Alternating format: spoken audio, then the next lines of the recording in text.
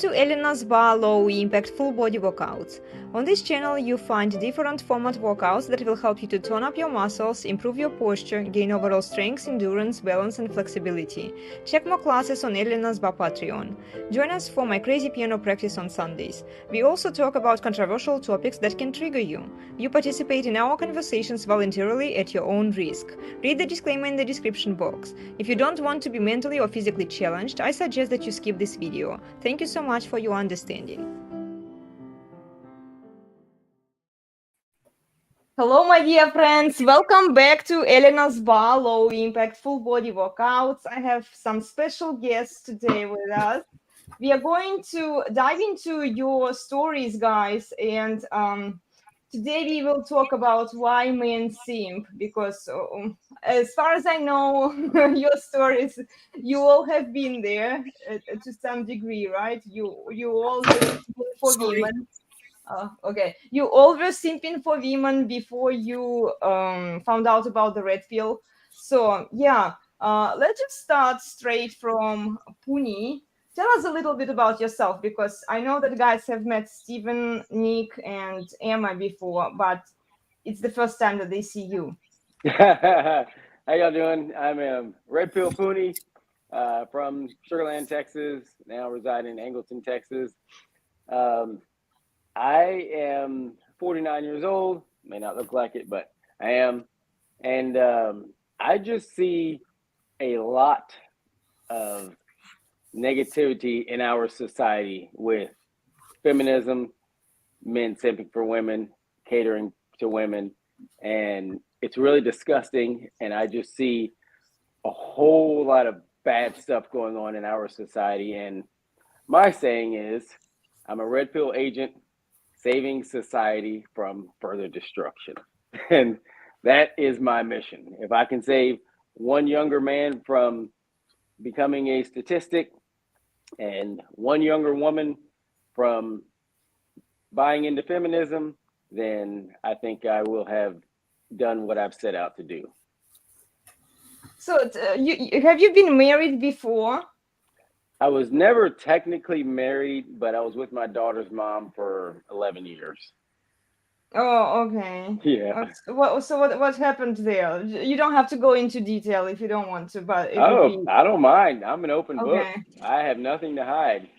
So basically, I wore the pants in that relationship, but to be perfectly honest, I kind of took advantage of it just because I knew this woman loved the hell out of me. And, you know, basically when we broke up, I got taken to the cleaners. I mean, just child support. She got real nasty and tried to get a protective order, keep me from my daughter. And basically it was all revenge because I wouldn't marry her. And I would not cater to her the way that she wanted me to. Okay, so now you've separated from her, right? Yeah, we've been broke up now for about 13 years. So do you still talk to your daughter? My daughter and I were super close up until she became 13, 14. And, you know, dad has rules and her mom doesn't. So, yeah, sure. Yeah, so basically she's mad at dad. And we haven't talked now for probably close to a year now. Wow. Yep. And I say that is I am a victim of parental alienation and the court system. I see. Oh, unfortunately, there are so many men who have gone through similar stuff. Yeah. Yeah. Okay, Steve, do you want to share some of your story? Well, in a nutshell, I'm twice divorced. I'm 61. Been falsely accused in both divorces, and I have 2 adopted daughters from Korea in my first marriage, and that one was so ugly I've not talked to either one of them for 15 years. So yeah, wow. Alienation. And yeah, they have to live their reality and what they're told. So I understand where they're at, but they think I'm probably pretty evil guy. But okay, that's it in a nutshell. But since this show is about simping, I'll tell later on my upbringing and why I was a big simp.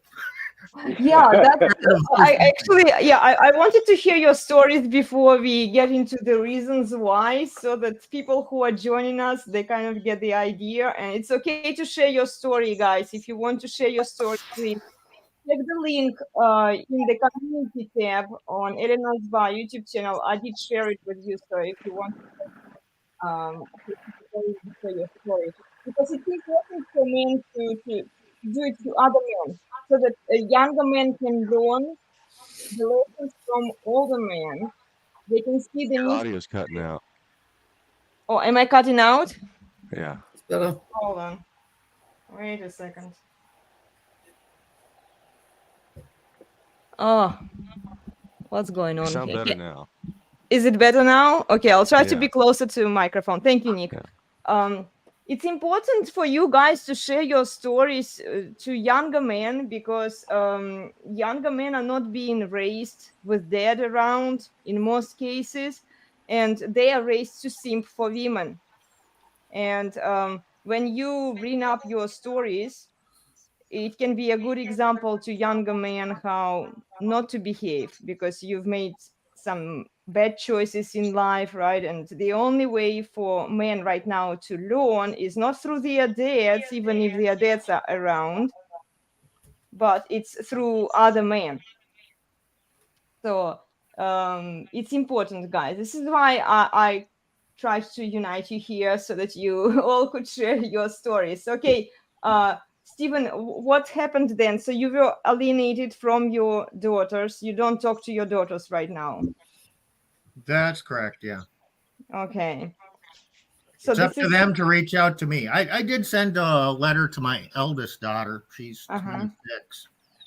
Just kind of giving her my address, brief update where I'm at. So it's up to her. Okay. So Nick, tell us a little bit of your crushing story. Okay. So I was a pastor in the Orthodox Presbyterian Church. I was married for 11 years. I'm hopefully in a couple months I'll be finally done with my divorce. So at the tail end now. So crap wasn't going right in the marriage. I was starting to see things weren't adding up. Had an inheritance come in. My parents who don't talk to each other were warning me, saying the same thing about the ex-wife. I was like, okay, that's interesting.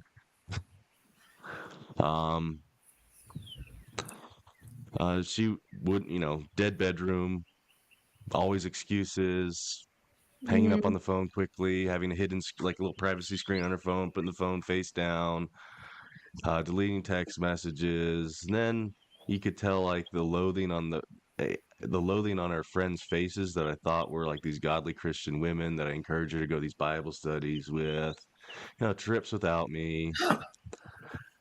Wouldn't even sleep in the same room. So I got the church involved, and she admitted to like having a history of, beating me. But very soon after that, like I was trying to implement some of the pastoral counseling that they suggested. And so we were on a date, came home, I put my hand on her leg, say, hey, let's go inside, let's get in the shower together, something like that. Might be too much information for y'all, but she said No, let no. it I said, all. Yeah. I said, get the The more F out of detailed the it is, car. the better, Nick. So get the F out of the car. And I was like, I left. I was pissed. I was like, I'm going fishing. So I went like hour and a half, it's about an hour and a half. Yeah, north. I was going a little slow. So an hour and a half north to like, there's a little dam there on the Missouri River. And this is in South Dakota. So it's the end of November. It's really cold. I think the wind was blowing. When I got there, I was going through all my gear.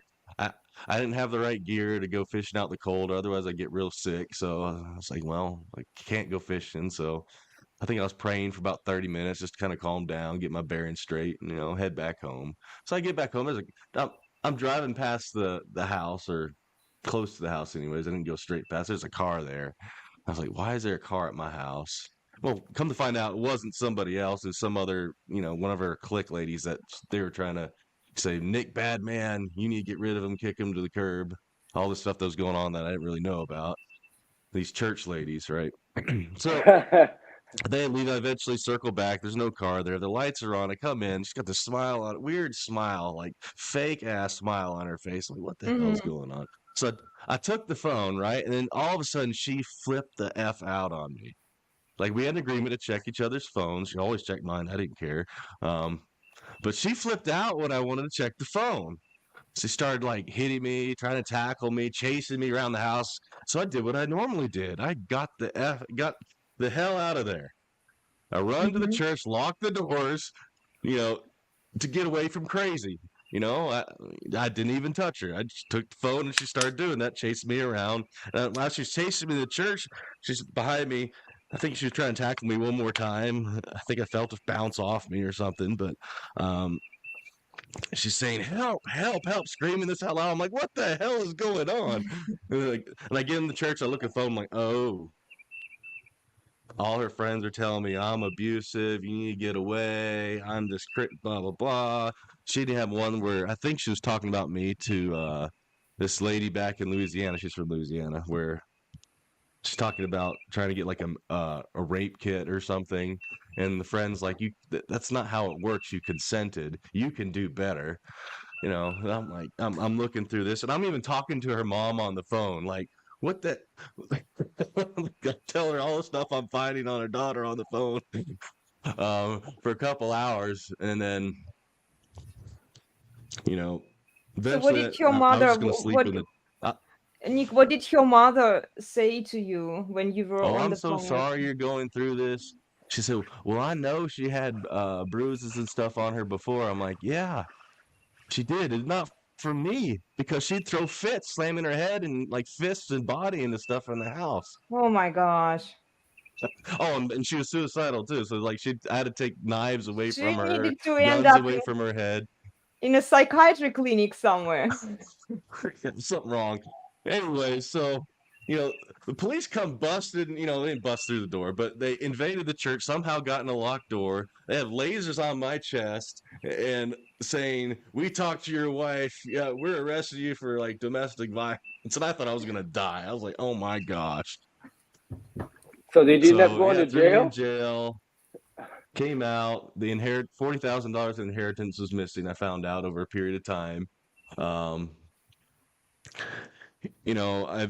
should not have done it, but my lawyer's like, look, nobody wants to deal with this. Just plead down to disorderly conduct. It's no big deal. And I was busy off working in a different state at this point. I didn't want to go back to South Dakota, and they just wanted to sweep under the rug, get their money, and move on.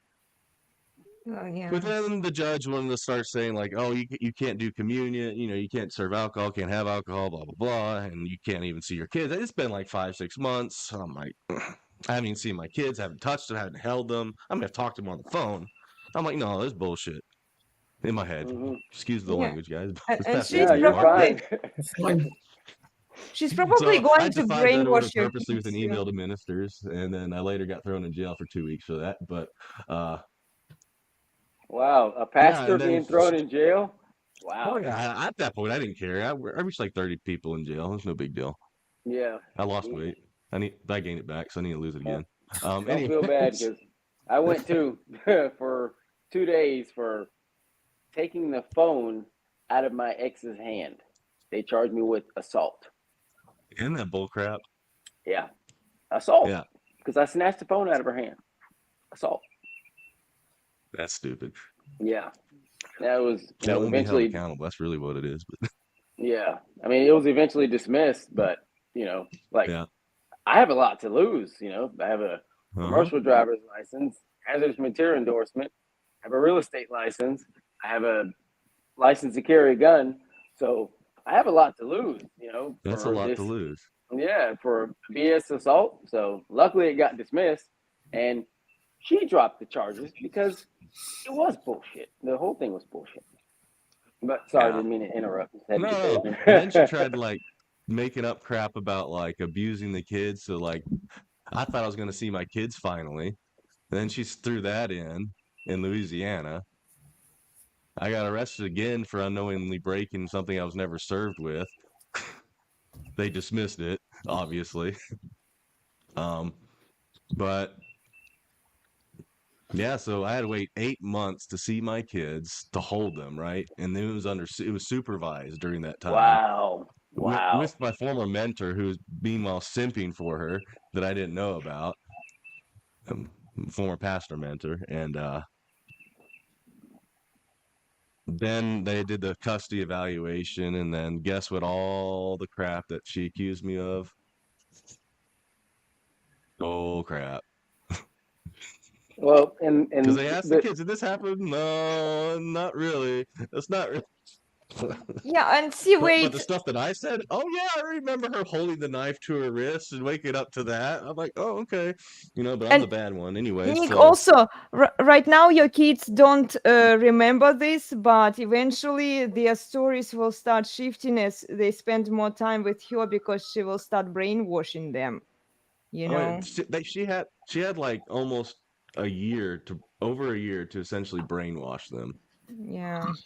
And it was going on before I found out it was going on before everything happened. She was preparing them. So, Mm-hmm. yep. And So, the courts allow this stuff. This oh yeah, yeah. is they're evil. this is the problem. This is why women continue doing the evil stuff that they do, because there is no accountability. There is no sort Mm-hmm. of punishment when they do this. They are Nope. essentially empowered to continue doing this. And I mean, I have a theory on why they typically give women custody. Well, I would say women Money. are, well, yeah, but women are more the irrational, emotionally immature sex.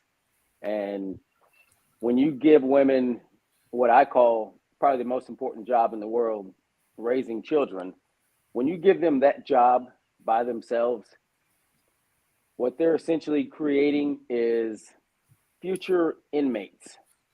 And from the stats that I Yep. looked up, the prison system is a $74 billion a year industry.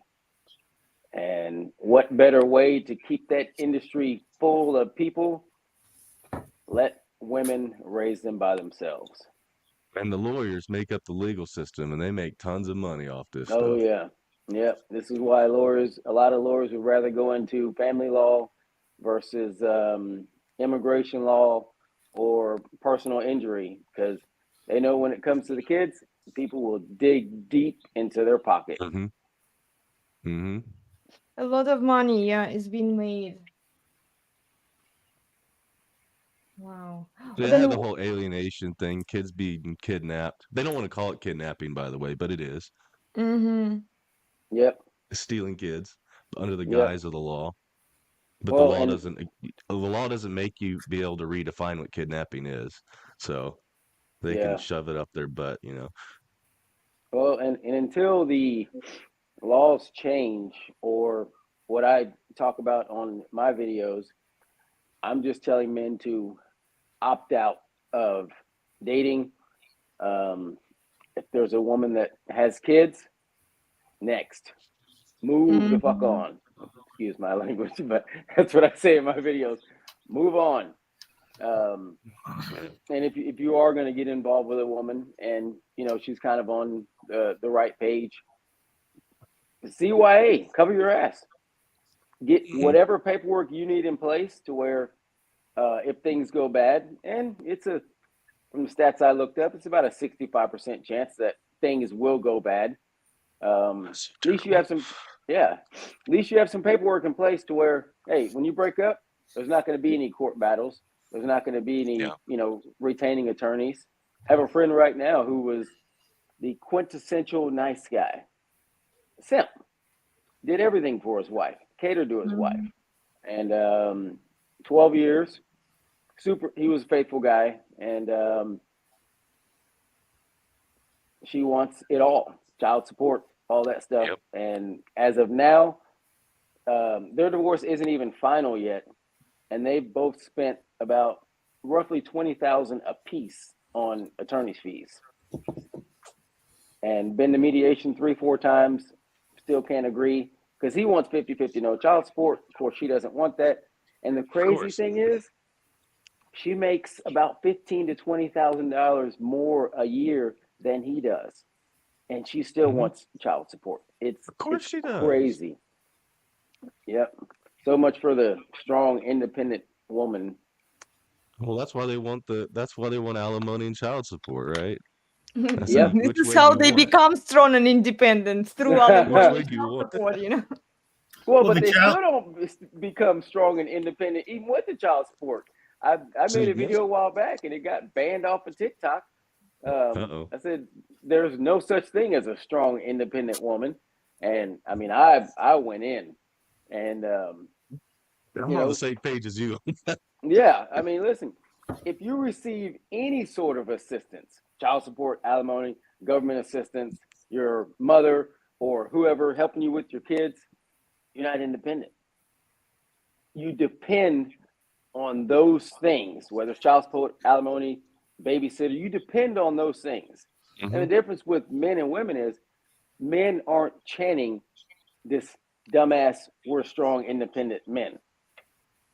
We understand as men that we need people to do certain things, and it's just the truth.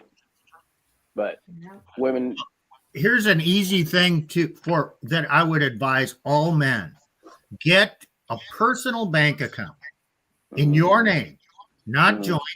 Your paycheck goes into your personal bank account, and then there are no automatic transfers to any joint account.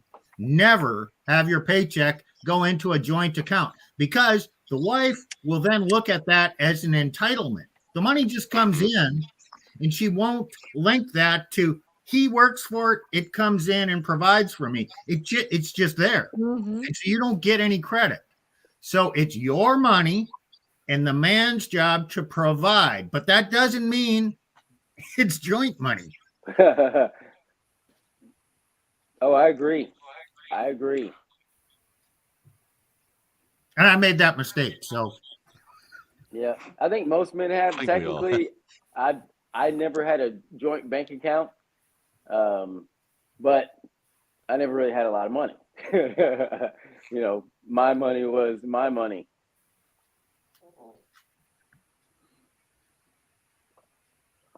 So Puni, why did she decide to leave you, or why did you decide to leave you? Was it because of the money? No. I will be 100% honest. I'm an open book. This woman loved the hell out of me, and I wouldn't marry her. I would not marry her.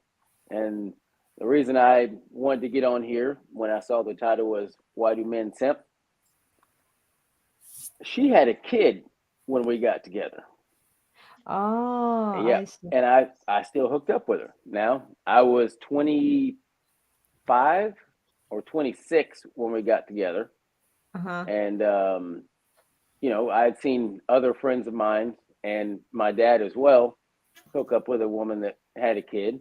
So I didn't really see anything really wrong with it at the time. So I would say that was probably what I did to consider myself a simp at that time, which I never do that again, ever. And I advise men to never, ever get involved with a chick that has a kid. Like a lot of red pill guys tell men, oh man, if she's got a kid, just pump and dump. No, I say, don't even touch her. Just move on. Don't give them any validation, attention, nothing at all whatsoever. Don't even put yourself in that situation. And hopefully, in the long run, down the road, women will stop popping out kids by men they're not married to, men they're just dating. Some women even pop out kids by men that they don't even know their middle name or their even last name. I mean, it's crazy. So if women understand that if they have a child and they're not married, they will not get anything, no attention, nothing. They will be left to fend for themselves completely. Then women will start making better decisions with their bodies. Yeah. Well, we have Glenn here. His microphone is muted and he's been very quiet. Glenn, are you still there? Elena, if I talk to you, then I ain't simping. So I'm pimping. Okay. So you know what I'm saying? You gotta earn my face. Oh, okay. Don't I'm talk so to me. pimping Talk to so the much, guys. you know? Talk to the guys. Tell us your story a little bit. How did you end up in the Red Pill? Cause somehow that was called my wife. No, I mean that's long and short of it. Wife cheated. Got Wow. got wrecked. Did the whole thing. Happy wife, happy life thing. Was like Nick, but not as holy. And I was halfway there, yeah, and had to deal with it, and been helping guys since. So That's good. That's good.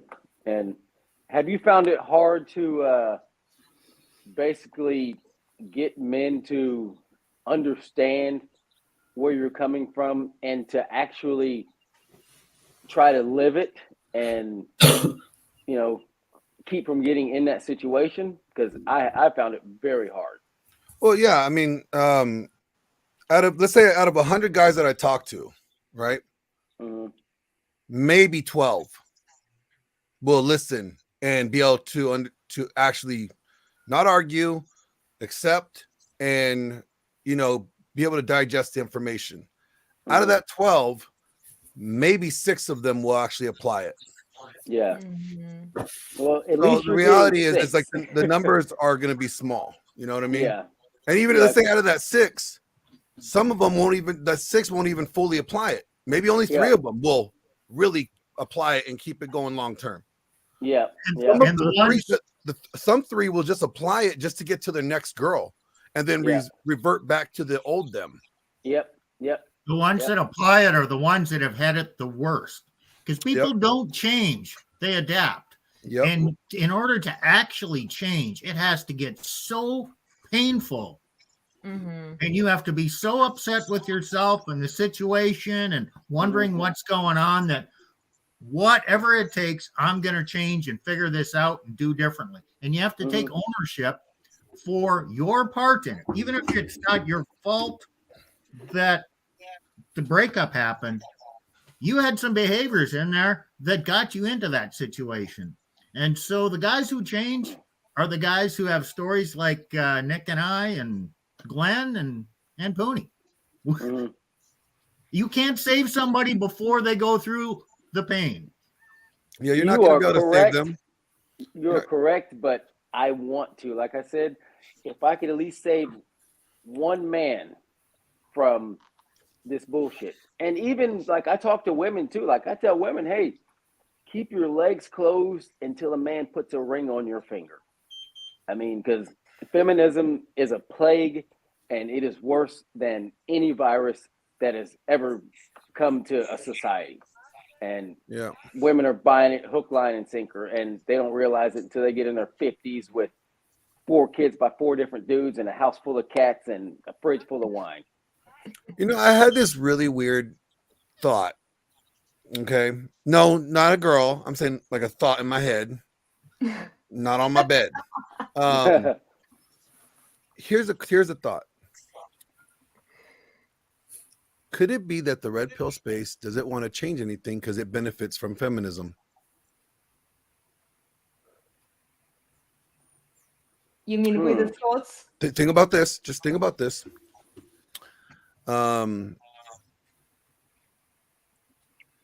Like the Christ pill guys, they're very much against like premarital sex, right? They're very much about abstinence, keep being chaste, right? Until marriage. And then we got some red pill consecrators. Like we'll say his name. Myron says, gotta get 50 bodies before you decide to marry, so you understand what you want, right? Well, the only way you could get 50 bodies is if feminism was still practiced. Yeah. So I started thinking about this. I'm wondering, well, maybe is it that the guys that are the top tier guys actually really benefit from feminism? Oh, they do for sure. You know, they benefit from this, you know, free love and like the woman's promiscuity, right? So why would Yep. they want it to change? They don't want it to change, because now if they push for the change, now they ain't getting all that puss no more. Yeah. There's no more Yeah. access. Yep. But there's always going to be that, because there always has been. I mean, since beginning of time, there was brothels and, you know, stuff like Well, that. yeah, but And but what I'm getting at is like the lack of prescriptions is what I'm Mhm. getting at. Like the lack of, you know, real like red pill is great with descriptions across the board. The descriptions are the best. The way that they describe the problem are flawless. Mhm. The prescriptions, those are the areas that nobody agrees on. There's no unity across the board that agrees on the prescriptions, but I think everybody in this space actually agrees on all the descriptions. Mhm.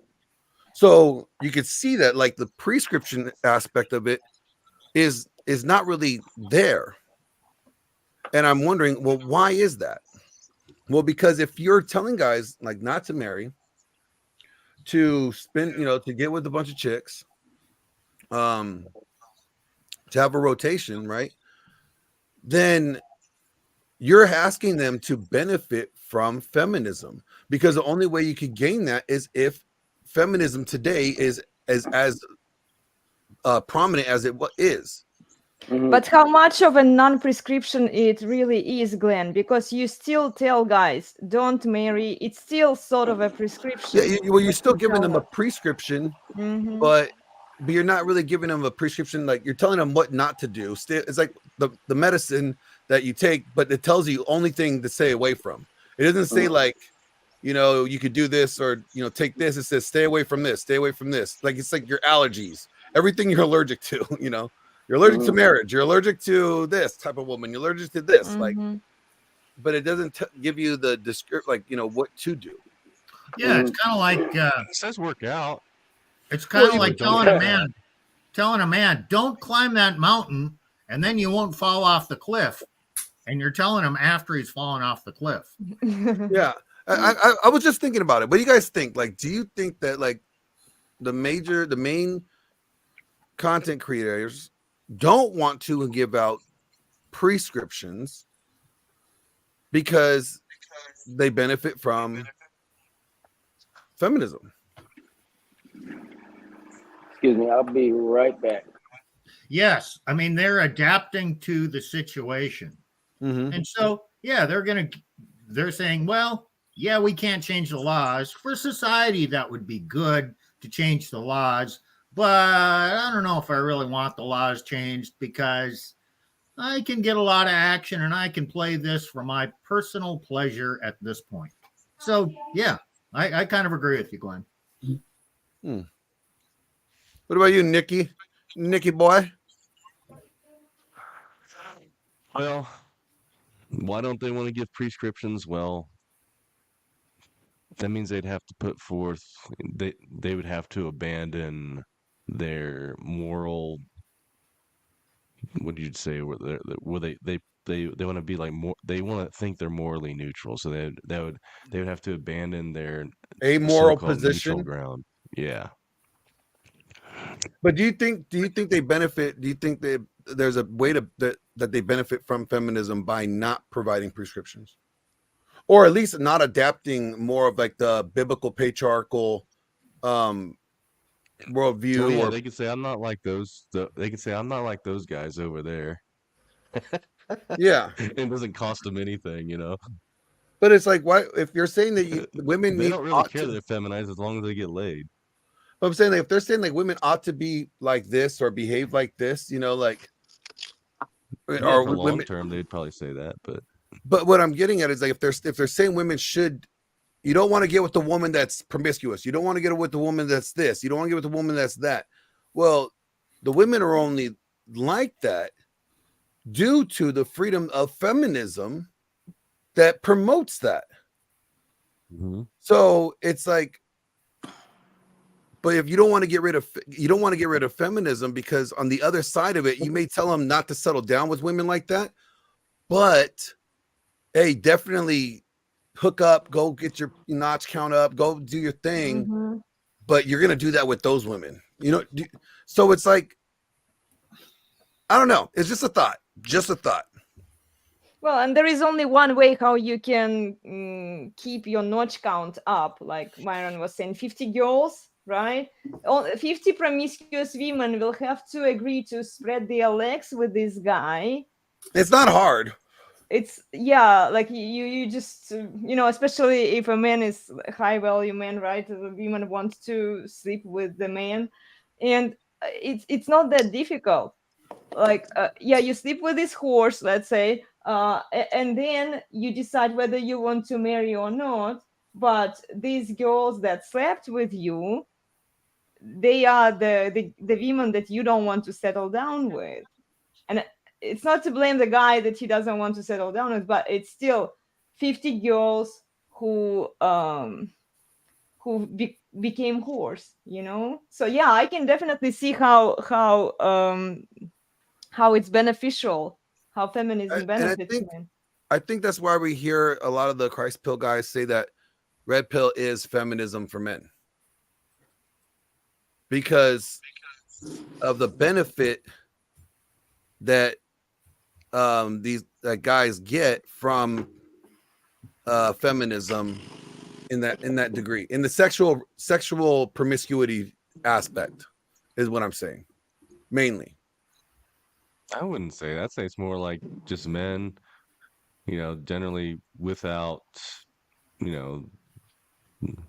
Christian morals, or I just say Christian morals, adapting to the sexual marketplace of feminism. But adapting instead of combating against it. Because like, think about it. The same simps that watch the girls on OnlyFans, right? They're simping, they're providing her this outlet and this way of revenue. The guys that are banging these hoes are doing the same thing, because the guys become like a status symbol, especially if they're a high value guy. The girl gets to say she slept with this guy, so that he becomes like a trophy to a degree, right?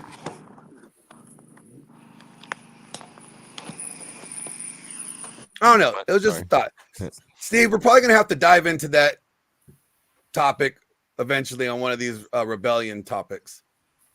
Yeah, are we gonna do are you up for it tomorrow? Yeah. Okay. Topic for tomorrow is simpery, kind of a continuation of this one. That's actually a very good topic, guys, because I see that a lot of men are going through some stuff, but they don't want to share their stories publicly, and it's okay. You can always reach out to Glenn or Nick, or Trust me, I don't blame them. I'd like to tell my story of how I started out life as a simp. Yeah, please do so. Okay, so I grew up about 25 miles east of Fargo, North Dakota. That was in Minnesota. Small rural community on a non-working farm. And we had a small rural church. My parents were very active in that, so I was too. There's maybe 20 people in the church. And I was always smart, but I had really thick glasses, and I was not really a fit guy. So, I was kind of one of those picked on kids trying to be nice, and I wasn't all that athletic. So, I went to college and got a degree in engineering and worked hard and all that stuff. And my dad didn't tell me much about women, and I didn't know much about women, but he taught me how to work hard and, do the right thing. I remember him telling me the family name is the most important thing, and, you need to preserve that. So basically be a nice guy, be perceived as a nice guy, So you're carrying on the family name.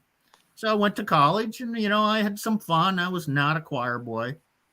But when I graduated, I was still looking for a woman to, form a life. I was 25, 26, and I met a woman when I was, after my first job, and I was making pretty good money back then. I started out in 1986. I was making 30 grand a year in 1986. That's, like triple that today, or maybe 4 times would be. So that'd be the equivalent of well over 100,000 today. So anyway, we got together, and she was kind of volatile and always angry and kind of controlling, but I didn't know any better, and I have a girlfriend. And so when things got bad, I tried to be nice enough to address the situation that way. No one ever told me that a man needs to be dominant and how to structure a relationship, and that this was in the late 80s, early 90s, and the thought that men and women are equal, it's a partnership, and that you need to cooperate and all this stuff. It was just in my mind, and I didn't know any better, and I was just trying to, be loved, and go back to the golden rule: do unto others as you would have them do unto you. Well, gee, if I'm nice enough to her, she's gonna be nice to me. And just continuing down this, she could not have children. We went through the infertility stuff and all that, and eventually adopted. And there's 2 stories of how controlling she was. I converted to the Catholic Church. She was Catholic. And after I did that and started trying to say, okay, here's how we should be doing things, providing information, she got mad at me for taking her religion away from her. She told me, well, women should lead in the spiritual side because they're more spiritual. Another time, okay, so we were going through the adoption process and decided to adopt from Korea. So we were meeting with a social worker, and he said, well, you can have the child brought over here, or you can go over and escort the child back to the U.S. And I immediately said, well, I'm going. So we get out, and we're in the car driving back home, and she says, why did you say that? You didn't even ask me first. Well, why do I have to ask you? This is my decision, what I'm going to do. I didn't say what you had to do. So she did not travel to Korea. And I'm one of the few guys who delivered my child to my wife, and she had nothing to do with it. Wow. So when why? Well, why do women do this? Well, they're lacking something in their life. They have their guilt and all that. And so they're trying to control their situation by controlling the man.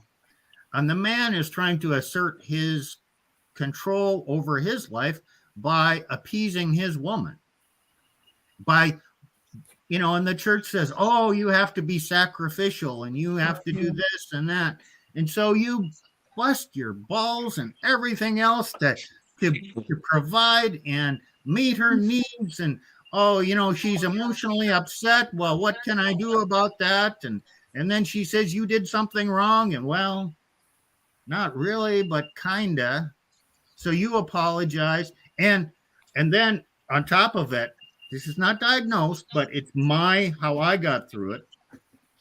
After I got out, my brains were all scrambled. I didn't know what was real and what was not real.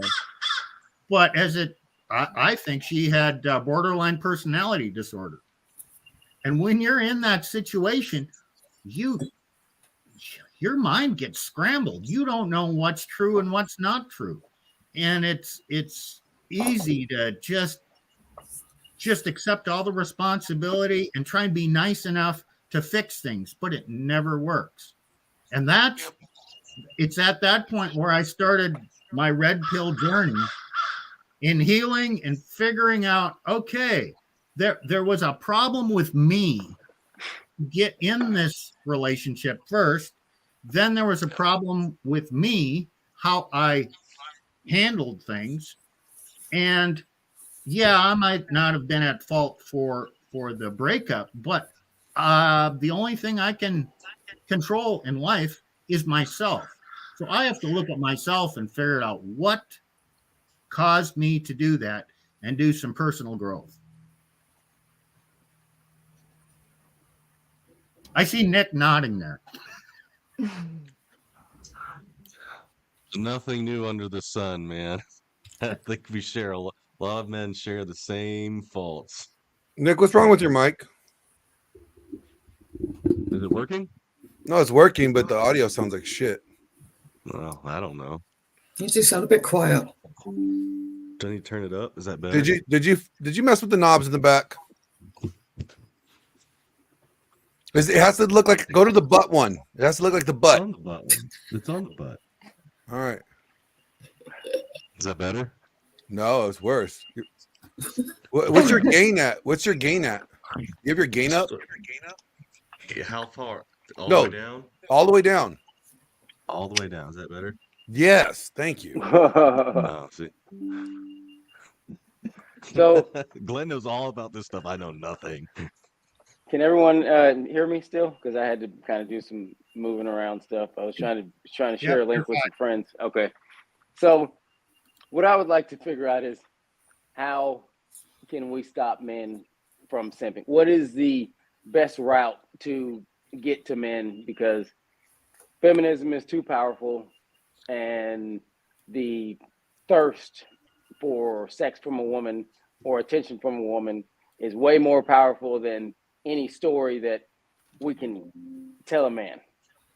There's only one way to do it that I know of. Is let him get wrecked. It's a to stop that. It's a strong father that tells him the truth and develops a discipline within his son. It's self-discipline. And that strong father with women will provide the self-discipline to say no. And look, here's a thought I have.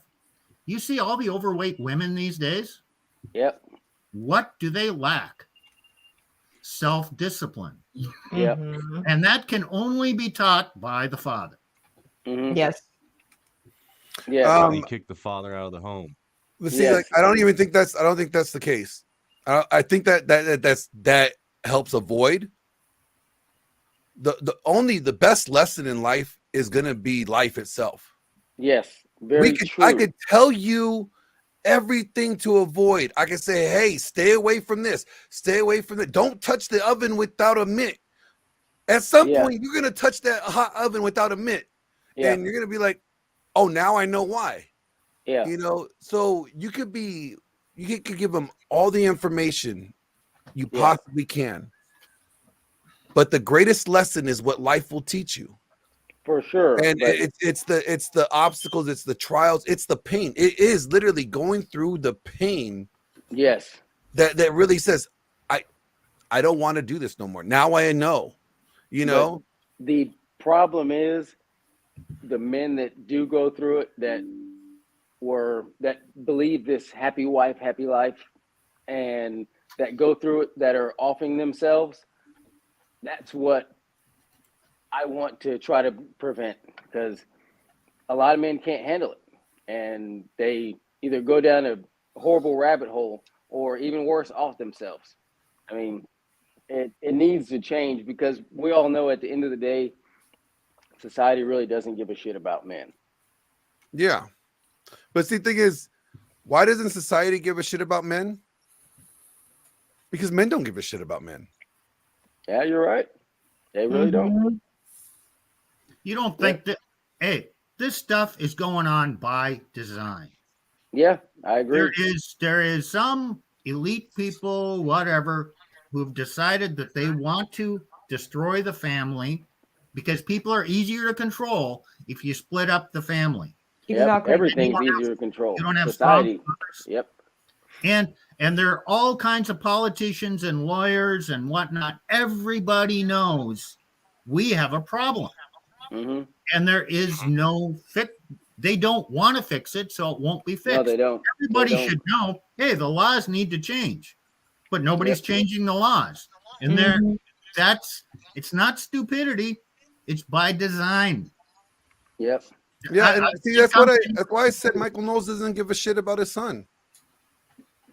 You know, when I was with him in Pearl, and I asked him that question, like, yo, let's say your son gets married, and the woman that he's with gets pregnant, and then he finds out 5 years later that the child is not his. Mm-hmm. What do you do? Do you support his divorce? He's like, no, I don't support divorce by any means. I was like, so you want to basically have your son become a cuckold and raise this child? That's what you choose for your son. Mm-hmm. Well, that's what he chose for himself. Because if men in the age where they are married right now, let's say, they don't want to change anything, they're just like whining and complaining, and they realize that something is going on there, but they don't want to do anything about their life, right? It's not going to fix the problem. And then the next generation is not going to learn any lessons. You know why the guys don't want to change the laws? Then it becomes then it's all misogynist, and then every guy that voted for those laws is not going to get no pussy. Like, I guarantee you, the women will go out there and like demand to know who voted for what. Like, and every guy that voted against, change or voted for changing the laws, not going to get no more pussy. I don't believe that, because women don't care. either. And if he's a strong, dominant man, even though what I'm saying, it's the fear. It's the fear of that. These Yeah, guys are it is. afraid. Right. It's the I fear of them losing out on what they have. They're like, they don't care about the next man. Like, how many times do you walk by a homeless man and do you go, damn bum? Yeah. But you walk by a homeless woman. But about homeless women, you're you like, need oh help." man, let me go get her a sandwich. Yeah. But that homeless guy, you didn't give a shit about that, giving him a sandwich. Yep. I agree. And think about the things that were going on in the schools. When a male teacher was doing something horrible to a female student, we all threw the book at him. We want him to be castrated. We wanted him to be flogged and tarred and feathered, and we wanted it all public. Why are we giving these ladies probation when they do the same thing to our young boys? Yep. And then allowing them to collect child support when the baby's born from these. That's insane. So we don't care enough about our sons to give a damn about changing anything. That's the honest truth. And the That's church it. doesn't do anything either. And the church doesn't do anything either. Because the church don't care either. They're simping too. Yep. everybody's simping really easy.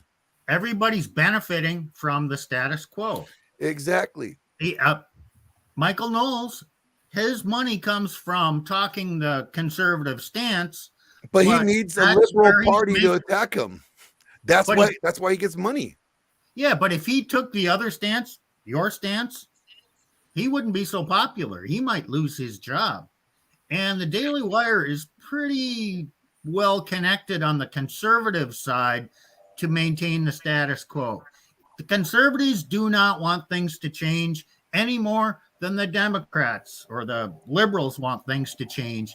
It's a fake fight between them, and they each have their group that follows them and believes that, but they really don't want things to change. Well, they become ideologues. That's all it is. They just virtue signal and they say that we're going to do something, but they haven't changed. What have conservatives conserved in, like, I don't know, like the last 100 years? R.L. Dabney said that. Robert Louis Dabney, the Presbyterian. Conservatives conserve nothing. They're just a lot of growling and groveling and cave in to the latest innovation the next 10 years. So it's like it's a slow march to death. They just slow the march to death. Conservative conserve the past progressive movement. Absolutely. Because they haven't conserved marriage. Like, that's the other thing. Like, they pushed marriage so much, but they didn't even conserve it. And if they're anything like the British Conservatives, then they conserve their reputation of being absolute assholes and wrecking the country.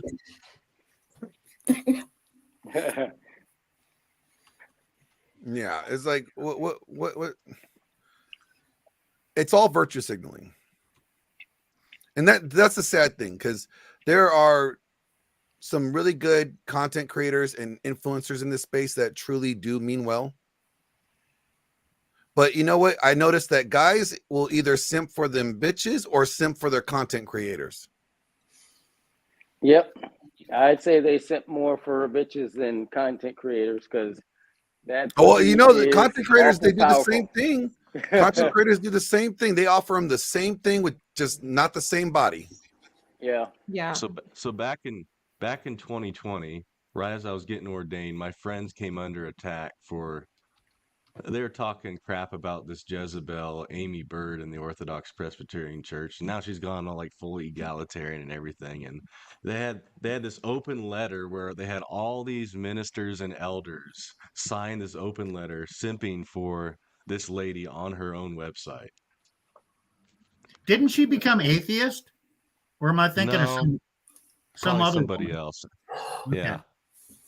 And then they attacked me too, so for standing up for my friends and for criticizing her work because she's a Jezebel. But she's a woman, right? So what do the church bureaucrats do? What do a lot of the congregants do in the denomination? They simp. How dare you attack a woman? Yeah, So who women really- can do no wrong. I mean, Yeah. anything that happens to a woman is someone else's fault. Oh yeah, Michael Knowles told us that really well last week. Oh, Hey, did Nick, he? who I really- missed it. You have to send me that link later. Who really runs the church? Now I go into the Catholic Church and you look at who's on the church council. And, you know, there might be 6 people on the council. 5 of them are women. And then the church secretary, well, that's obviously a woman. But yeah, it's male leadership in the priest and, you know, the hierarchy. But a new priest comes in as pastor of the church. Is he going to make wholesale changes? No, we have to go a little bit slow because you always have the church council. And then you have some woman who's a head of the Eucharistic ministers and, you know, doing all that organization. And I mean, who really runs the church? Men or women? Okay, the Orthodox Presbyterian Church. It's supposedly pretty patriarchal, they pay good lip service for male leadership. But Nick, who really runs the church? It's their women. No doubt. Yeah, the man is just the center figure that everybody's paying attention to, but women are behind him, you know. So you can't do this. No, you are not allowed to say Yeah, this. the application was hurting people's feelings, meaning the Mhm. women's. Yeah, Yeah, you me heard- personally, I don't think women should be in charge of anything important. And I get a lot I think of they flack. should be in charge of baking pies and pie eating contests. You all know what the imaginary 11th commandment is, don't you? No. Thou shalt eat Yeah. cake. Thou shalt not hurt the feelings of a woman. I break that commandment daily. Yeah. Well, my original TikTok got completely banned. Women kept reporting me and, you know, hate speech.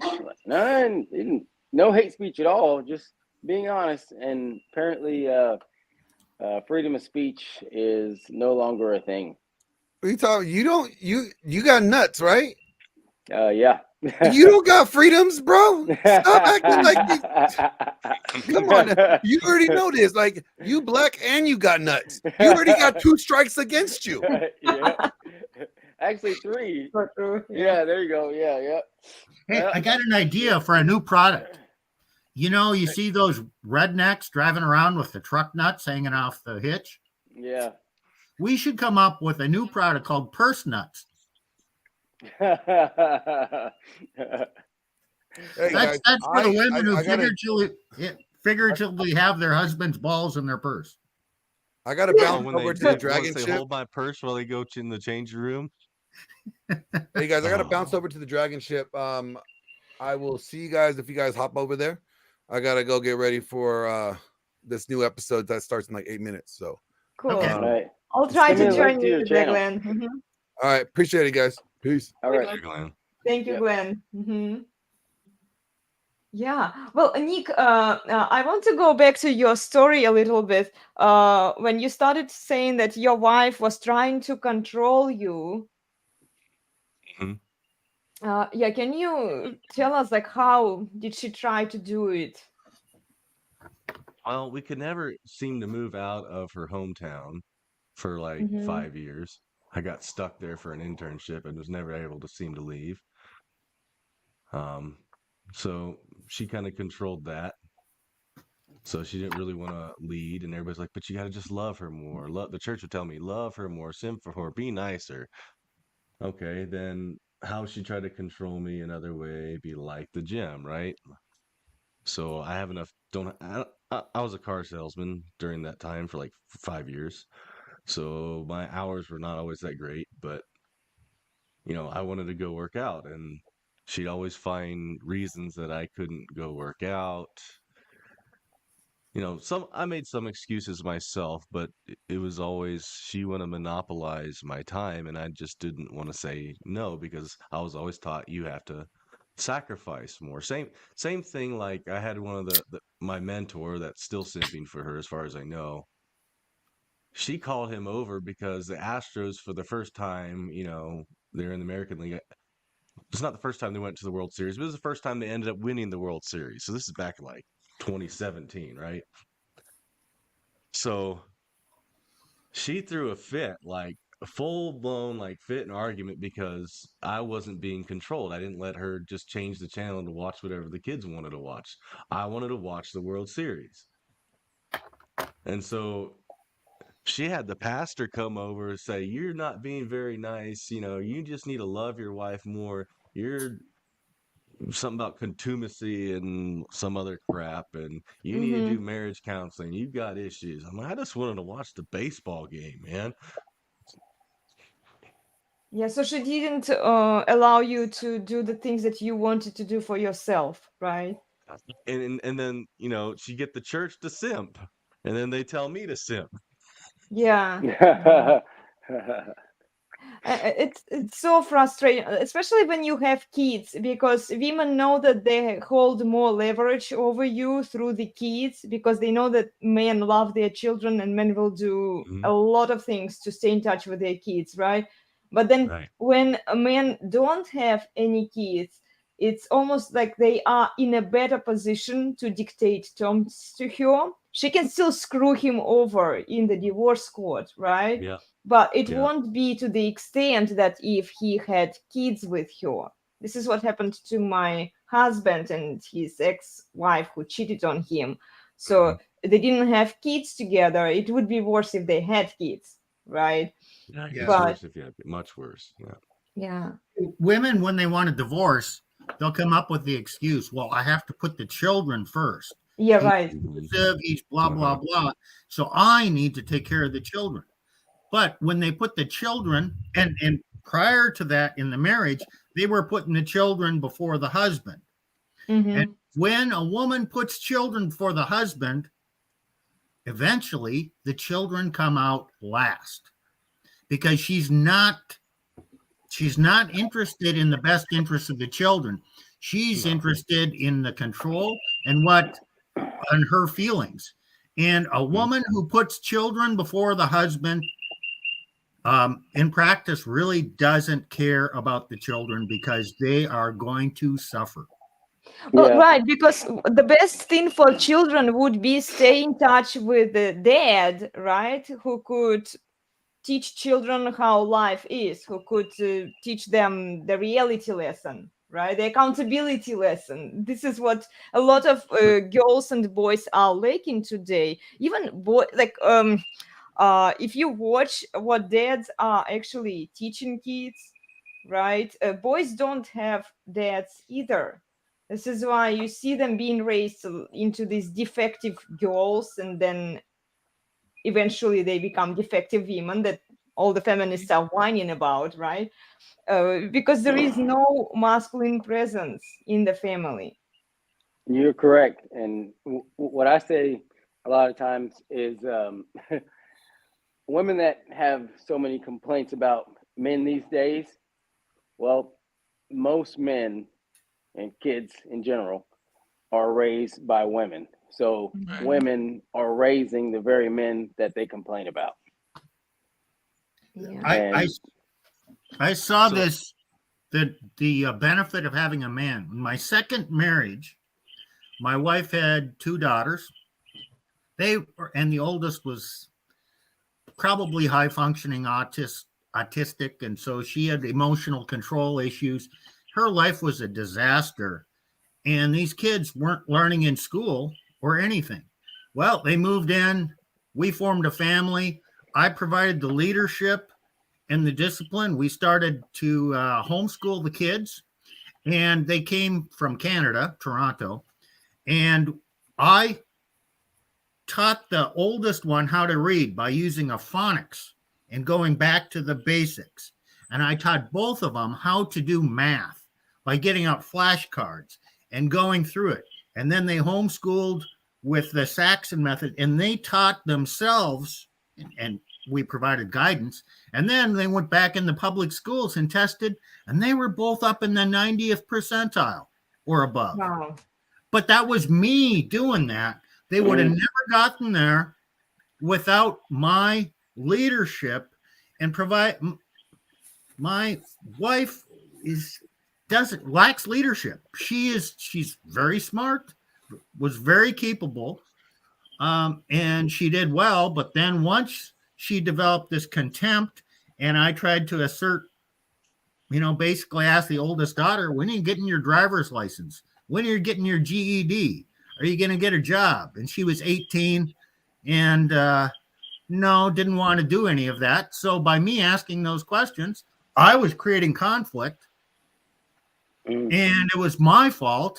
And so therefore she had to get rid of me, and then accused me of talking to the oldest daughter about grape 9 years ago.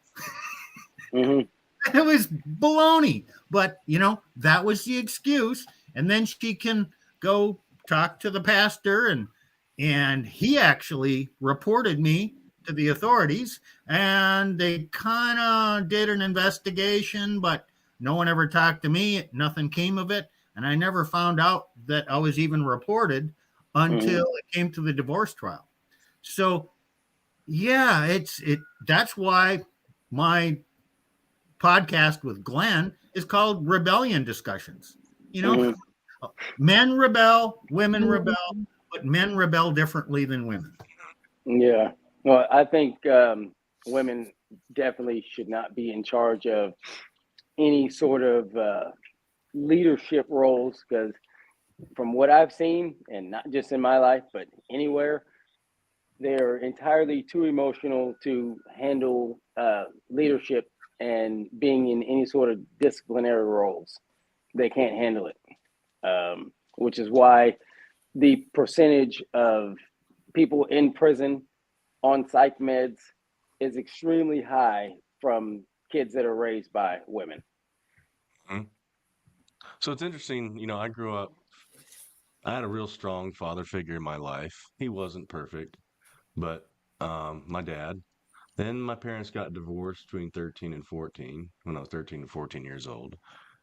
And then I don't think my mom maybe purposely did this, but my advice was she was always like, just be nice to women, be nice to women. My dad was this like mean, arrogant, in my mind, she put this mean, arrogant, a-hole that just does whatever the hell he wants and blah, blah, blah, and I think that really messed with me. It also took away somebody I can measure up to.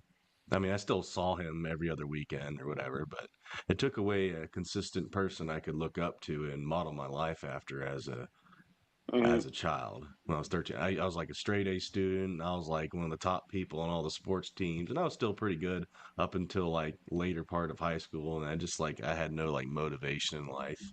I just wanted to be a nice guy and blah blah blah. And it Yeah. took me a long time to kind of recover that. And once I got my dad more involved in my life, and I've kind of changed the way I look at him, he's actually become I think, one of the best figures in my life. And he tells me crap that a lot of these guys at Manister won't even have the balls to tell me. So Yeah. Well, I look I back at appreciate my it. life growing up, and I hated my dad growing up, and loved my mom growing up. Now it's the complete opposite now that I'm an adult. I haven't talked to my mom in almost 3 years. I look back at some of the shit she's done. She's just a fucking idiot. And my dad and I are close.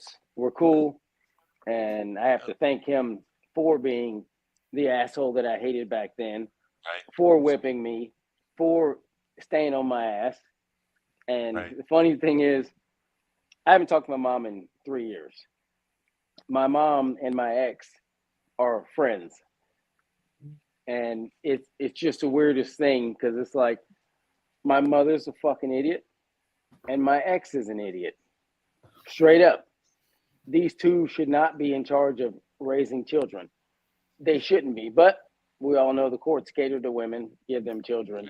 And it's just insane. Like, this is really what woke me up to and that's why I started looking up stats about just, I call it women breed degeneracy, or single mothers breed degeneracy. And they do. I mean, it's a fact. And then for the women that do agree with me on my videos, they'll say, well, they're only single mothers because these dads are just walking off. Nah, that's not the case. That's not the case. Usually, if men are reasonable men, I've yet seen men who would just say, no, I don't give a crap about you or a child. There must be some very serious reason why men behave that way,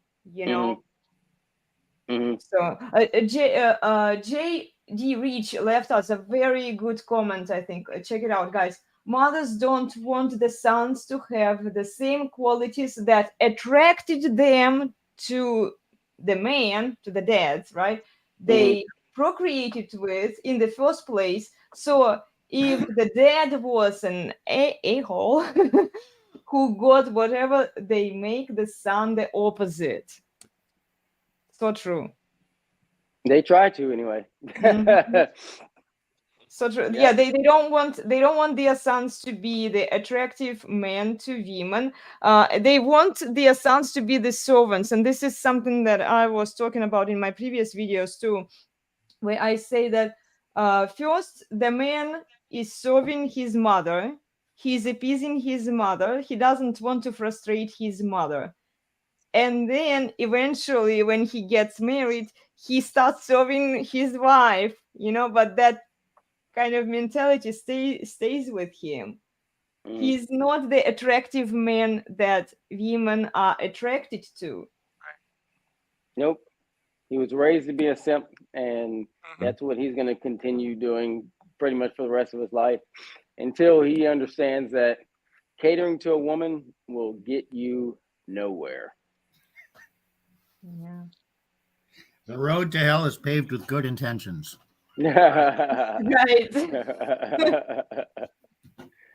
So why do men simp was the title of this, right?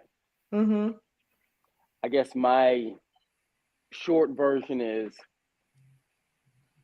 mainly for sex, to cater to and try to appease to women. That is the main thing. I mean, it's all about the thirst that men have for women. Oh, It doesn't even work. No, it does. That's the crazy thing. It doesn't work. Yeah, because how much sex does he get? A lot of men who marry a woman, they expect to get more access to her sexuality, right? They expect her to have more sex with them. But as a result, they don't even get that, right? And then she Oh, yeah. walks all over him. So Yep. he married her with the best intentions that he would have sex with her, right? And then Mhm. she restricts him only twice a year on a good year, maybe Yep. starfish Yep. sex, right? Yep. And yet she's Lived it. craving for some high school dude that she used to date. She sets the password on her phone, you know, and then this guy's like, okay, what shall I do now, right? Where am I in this whole situation? And then she puts restrictions on him. She's trying to control him, that he stays where he is on that same level, that other women are not attracted to him. This is how Yeah, she and dominates the church him. enforces that. Yeah, I know. Well, why are men simps? They've always been simps. Oh yeah. Mm. Adam was a simp when he listened to his wife. Mhm. So Ahab. the Ahab, you look through the Bible. I mean, the real task of a man is to become a man, to become a patriarch, to become a leader. And anything less than that is a weak man.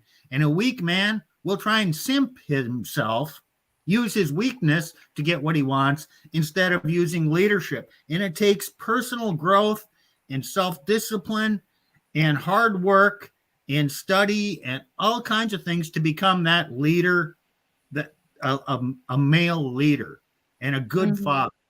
And that's a lifetime task. There's plenty of words in the Bible about oh God, what's the word I want? Contentious wives, especially in Proverbs. So there is warnings for men if they adhere, if they take on the Bible and its teachings. Yeah, they twist don't. the Bible. Yeah. You know what fascinates me is what fascinates me is how they take only the parts of the Bible that they like, that sound good to women, and then they completely eliminate the parts that talk about female behavior, how a woman is supposed to behave, what she is supposed to do, right? And they don't teach that. Okay, I realize like female preachers, like you go and you teach women the lessons, right? Because it doesn't even help women later on. It's something that I've been trying to tell to younger women. It just converts you into a whore eventually. You believe everything that women are teaching you in schools, in colleges, in churches, right? They tell you, oh, just be a whore, okay? You will be bailed out. And yes, some pretty women can get away with it, okay? They have a privilege, but it doesn't apply to all women. And then essentially, women become whores, and then men are the subservient imbeciles that try to serve these whores. Well, Proverbs 14, the wise woman builds her house, but the foolish pulls it down with her hands. Well, how many wise women are there today? And how many foolish women? I'd say 80% of all women are foolish. 90% of college graduates women are foolish, because those are the percentages that file for divorce. Yeah. Of the divorces filed, that's the percentage filed by women. So actually, college educated women are more foolish than women without college degrees. Well, they get indoctrination instead of a college, and then they choose, usually, not all women, of course, but like most women, they go for these useless specialties, and then they expect a super high salary on the way out from college. Yeah. And they get to be a social worker, and then HR. the wife files or needs help, and so the social worker comes in to solve the problems. And really, social workers, my experience is their average IQ is on the below 100, below average, but they are the most influential when it comes to the family. Yeah. Is this going to work out well? No. Look at the Sheep's comment here. Accounting Sheep left us a comment. Why would we expect women to raise their sons to be like their husbands? when those women have nothing but contempt for their husbands. So what you're telling me, Ship, is are women trying to raise men that other women and even the mothers would have contempt for?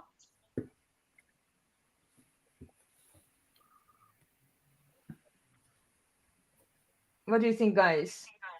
Are women trying to raising raise them to Not men? consciously, Yeah. but any man who challenges them and who's not controlled by them, they eventually rebel against and then have contempt for the husband. So the qualities that he had that caused her to rebel, she wants a son who's a simp and easy to be controlled. So that's what women want, to control their environment so they don't feel bad. But in the process of controlling their environment, they just become overwhelmed and things spiral out of control and they actually become less happy. So the less happy they become, the more they try to control their environment and the men in their lives, which makes them unhappy. So they need to control more. Yeah, right. It's Yep. insanity. Well, this is why I say women have no idea what they want. And I also say women need to be under the thumb of a man. Sounds bad, I get it, but I don't care. Women need to be under the thumb of a man. Not just any man, because women will say, well, I'm not just going to submit to any man. I don't want women to submit to any man.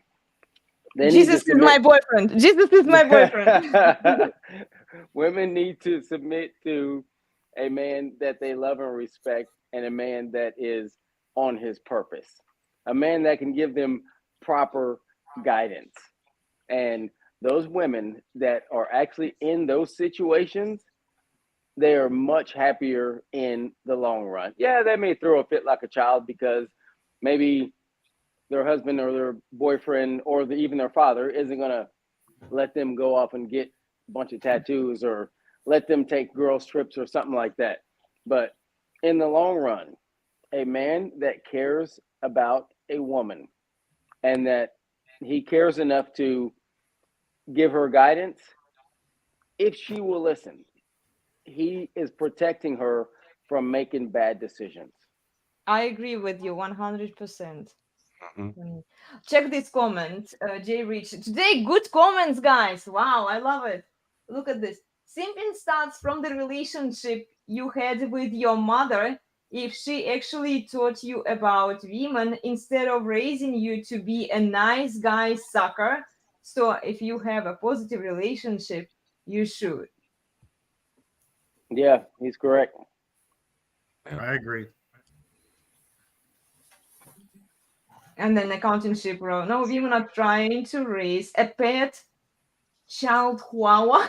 Chihuahua. That's a little Chihuahua, dog. sorry, I was like, child, you chihuahua, sorry. That they Those pictures.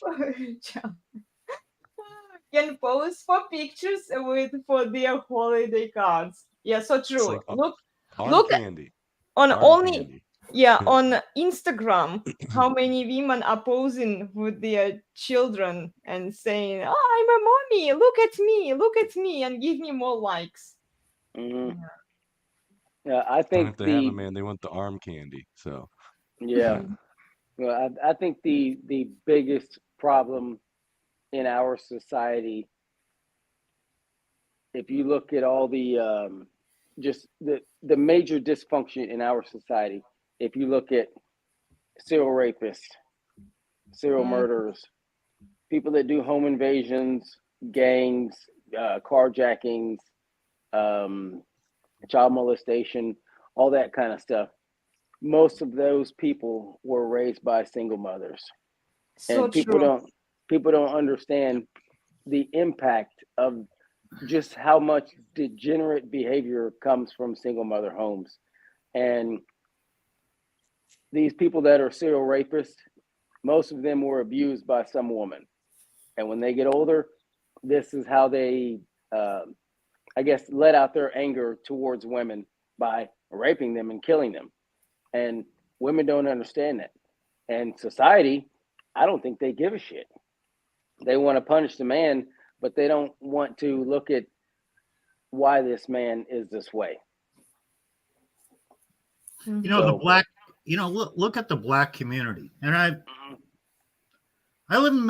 lived in Minnesota, so I don't have a lot of black friends, but I'm a truck driver, so I've met some. But basically, my understanding of black history was, you know, in the 50s and 60s, yeah, there was a lot of discrimination against blacks, but black families were intact. Yeah. Most children were born to a mother and a father, married and were raised that way. And the blacks were making huge strides, and they had their own business districts, and they were really getting fairly well educated, and they were moving up just like every other group. And then brought in the welfare state and started helping out. It really started out black single women raising kids, and it made the man unnecessary. And ever since then, the black community has really gone to shit. Yeah, sorry, well, it's just my opinion. No, it's the truth. I mean, but see, they were given the option of accepting the welfare, but the deal was they couldn't have a man in the house. Right. So they chose to accept this welfare over their man. And you know, it's still in play today. And you know, that's like people aren't supposed to talk about that. Even black people aren't supposed to talk about it. They want to just talk about supposed deadbeat dads. And that's just not the case. I mean, there are more men, and I tell women this shit that try to argue with me, there are more men paying child support and fighting for custody or at least equal time with their kids than there is just deadbeat dads that are just knocking up women and running off.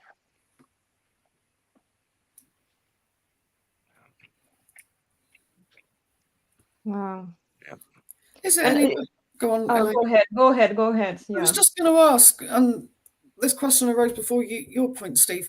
Is it any better for? I mean, you're saying single mothers, you know, bad, but is it any better kids being raised in households with really strong women, and the men being, you know, the dad that's present being walked all over, and that's not, you know, setting the greatest example either. And I mean, that's a very good question. Their dads being, you know, beaten down emotionally, and you know, although that might give them the kick up the arse to say, I'm not going to end up with a woman like that.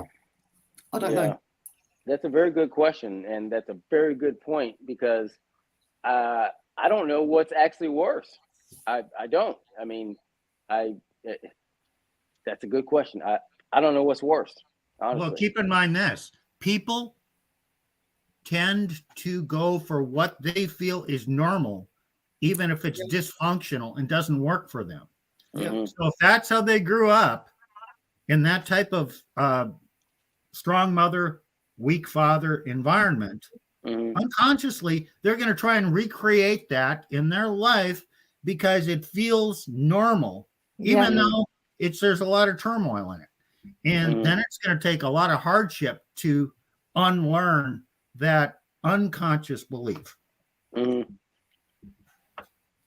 Yep, unfortunately.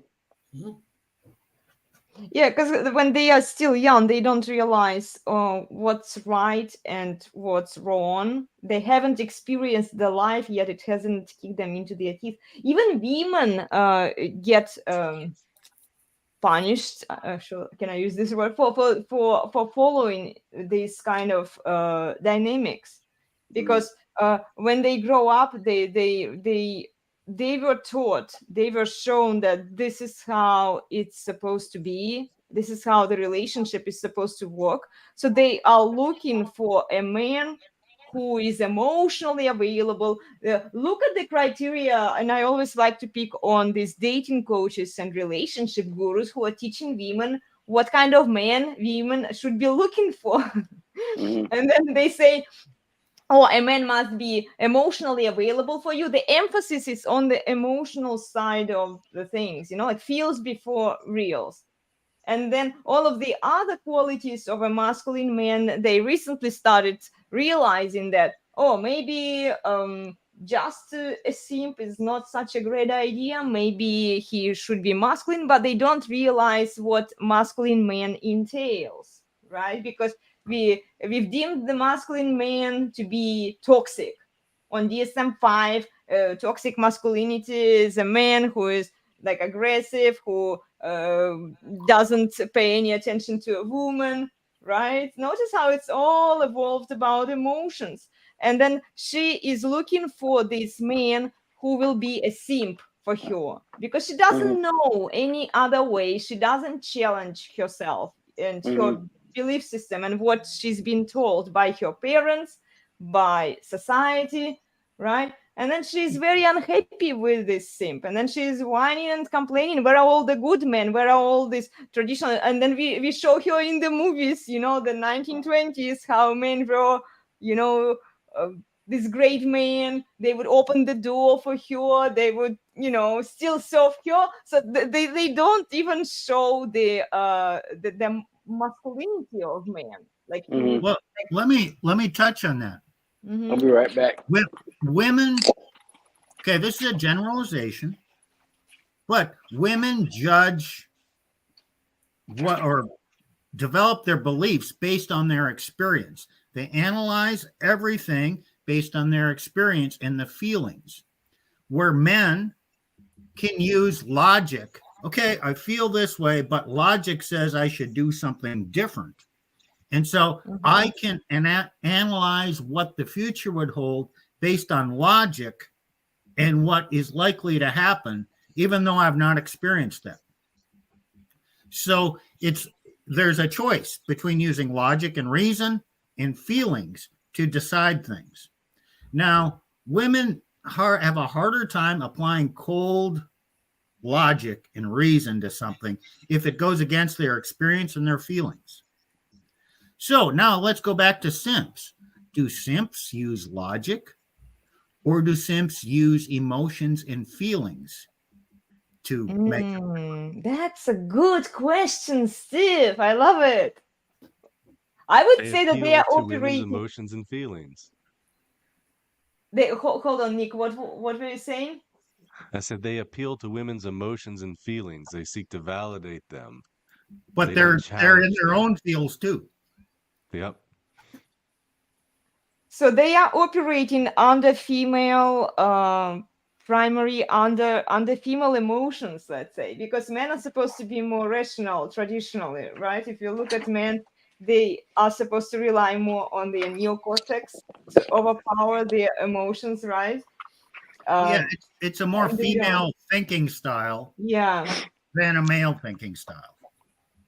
But Affirmative. I'm going to say this. Okay, I want everyone to do an experiment. Do women actually think? That's the question. Now listen over the next week to when people talk. When a woman talks, does she ever say, I think blah, blah, blah? No, she says, I feel blah, blah, blah. Listen to the men around you, and what word do they use? Does a man, a friend of yours, say, I think this, or I feel? And if he's a guy who uses I feel, then see if he's a simp or a masculine man. Yeah. I have been watching content for a few years now. I can tell you what I've noticed so far, and I see a lot of I feel, even in men. In men. Well, I think they're just kind of a lot of them repeat what they hear women saying when they say I feel. But there also are a shit ton of simps nowadays, so maybe they are in their feels and not their reals. But I have another saying that I want to bring up. What women support always seems to come back to bite them in the ass. Women support feminism. Women support single mothers. Women support the trans movement. Women are big supporters of gays. They just are. Oh, well, if he feels like a woman, let him be a woman. Let him express himself. If he's gay, no problem. all this shit is coming back to bite women in the ass. Women that support the trans movement, they're going into female sports, kicking their asses. I love it. I love it. When they support being a single mother, well, they're raising the men that they typically complain about. That's biting them in the ass. Where's all the good men? Well, fuck, ladies. Y'all are raising them. What? I mean, you tell me where they're at. They're transgender that you supported, right? Yeah, the real misogynist here, and I love what Glenn brought up to us, I think on one of the previous videos. He said that the real misogynists here are the transgender men that women are supporting, because these men appear to be women and they try to compete with other women, so they kind of stealing on the female identity here when they are not authentically women, right? They were not born with vagina and tits, right? And yet they try to be women. And it doesn't surprise me because of the leverage of how much leverage women get. This is why when we look at it from like law and society, right? Women get so much validation, so much approval that a broken man, a boy who is being raised by a single mother into a defective girl, and he becomes defective woman, he's like, shall I become a transgender maybe, because I see all of the leverage that women are getting here, and women are like, yeah, come here, we'll support you, we'll love you. Yeah, I'm just glad it's I all had coming. a dad. Yeah, me Just too. glad Dad Thank didn't put up goodness. any of that crap. Yep. Thank goodness for all the ass whippings, and thank goodness for all the hard times. And I look now, and I mean, hey, my dad and I are super cool, man. Anytime I need help with something, we had a big storm down here, and had a big tree fall, and he brought his chainsaw. I got my chainsaws. We're out there cutting up shit, and like, where the fuck is my mom? I mean, even if we were on speaking terms, that bitch wouldn't be over here helping me cut up shit. She'd be too busy hanging out with my ex like they do now. She should bake you a pie to eat when you're done chainsawing. Yeah. She wouldn't be baking shit. She'd be over there hanging out with my fucking ex like she does now. But yeah, I mean, I think women really need to start to open their eyes and really just look at everything. And when they're complaining about where are all the good men, well, bitch, y'all are raising them without a father. Yeah. So y'all are in control of everything that goes on with your kids.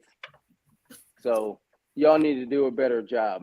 There was a big YouTube content creator named Tommy Sotomayor. Y'all may have heard of him, black guy. He used to say, and it was a brilliant example. He used to use the coach and player analogy.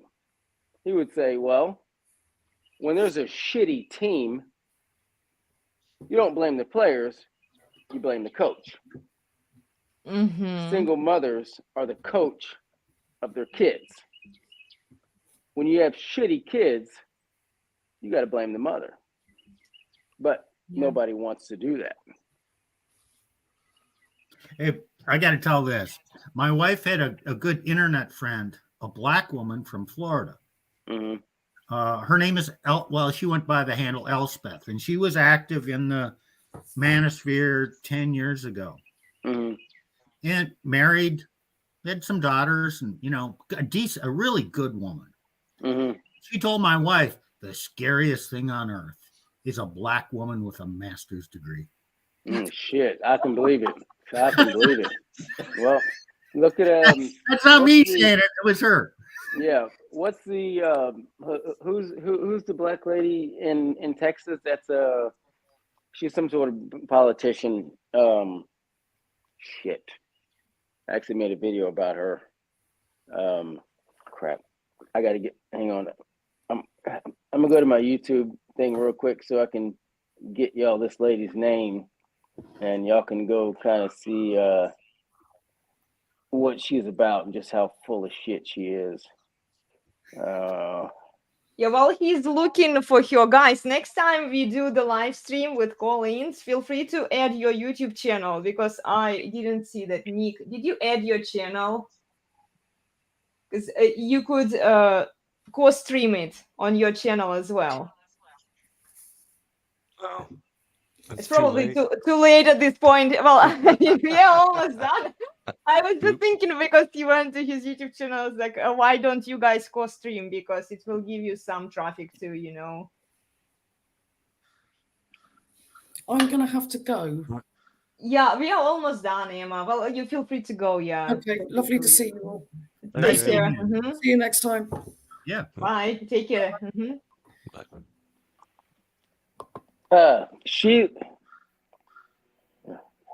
Sheila Jackson Lee. That's who I Look thought her it up. was. Okay. Yeah, look her up. I mean, just fucking idiot, man. You know, of course, there's been a lot of, you know, mass shootings and shit like that. And she was on some TV thing, basically saying that I don't know if y'all know what a pistol brace is, but it's basically something that goes on the back of a gun. And she was saying that the pistol brace is basically making these assault rifles so much more dangerous. And I'm just like, I can't believe this is coming out of her mouth, because I don't care how you modify a gun, the gun is not the issue. Yeah. Of course, I bring that back to single mothers as well. Now, not all the mass shootings have been from, you know, kids raised by single mothers, but most of them have been. Yep. Most of them have been. And Mm-hmm. until they fix that epidemic, because that's what it is, kids And being also, raised. Go ahead. sorry for interrupting you. Oh, I you're just fine. want to bring up a point. Mhm. Notice how she blamed the gun, not the holder of the gun. And it's always this desire to blame the external party, you know, Yeah. something that, you know, oh, somebody else's fault, not my fault, you know? Yeah. Hey, Yeah. let me point something out. Okay, we all know a lot of men. I know men in their 60s and 70s who talk about how it was like growing up, and they got their ass whooped Mm-hmm. pretty severely. I mean, Yeah. they kind of had assholes for fathers. Mm-hmm. None of them acted out, and they've all become decent men. Now, I'm not advocating that, Yeah.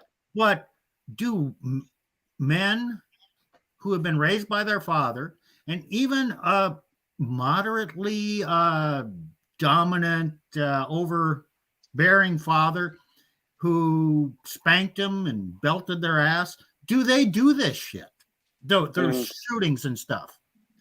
I don't think so. No, not in large numbers. No, I mean, I'm telling you, I have another video that I made, and the title of it was "Single Mothers Are Single-Handedly Destroying Society." And they are. I mean, if you look at just the amount of degeneracy overall in our society, it comes from single mother homes. And I feel like I'm harping on it too much, but I feel like I can't harp on it enough until these people really start to just see the problem. But I don't think they want to fix it. Like you said earlier, they don't want to fix the problem. There's too much money in it. Yeah, simping and wifing them up definitely will not fix it. Just make your life more miserable. Yep. Right. I heard a story about a farrier, a guy who shoes horses. He was older, probably 50s, 60s, and he started to refuse to shoe horses that were owned by women because the horses didn't know who the boss was and would misbehave, and he found it to be dangerous. He wanted, okay, if it's a man, he's going to take charge of that horse, and the horse is going to know who's boss, and then I can trust the horse. But if it was a woman, oh, she'd make friends with the horse, and the horse would actually boss the woman. Yeah. Yeah. Yeah, it's sad. People, man, it's really sad. Things really need to change because look, we're adults now. We've made it to a pretty decent place in our lives, but the kids are the ones that are really suffering. I mean, yes, these single women, they're suffering as well, but they're adults.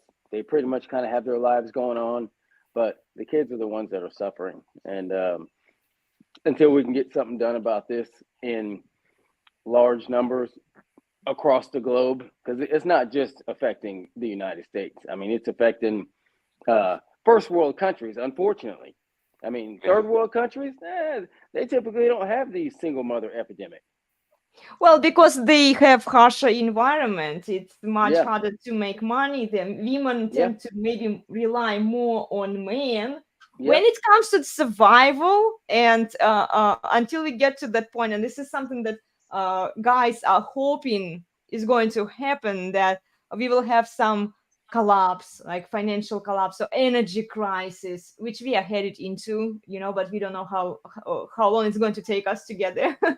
So Mhm. they're kind of relying on this external factor, which is also kind of female way of thinking and approaching the situation, instead of fixing the problem now and doing what you can do now, right, to help yourself to have a better life, right? They are hoping that one day women will wake up, one day they will realize it. No, they won't, because it's still great for them. They are lazy. They know that they can get away with a lot of things. They know that they can falsely accuse you, take all of your money. It's so easy for them. So why would they want to change right They'll now? only change when they absolutely, positively need a man. And I mean, Exactly. need him. It's not just Yep. an option. No, you fucking need him to Mhm. eat and for safety. And then Yep. things will change. It won't change till then. Or when they finally get to be 60 years old, single, and their kids are all degenerates.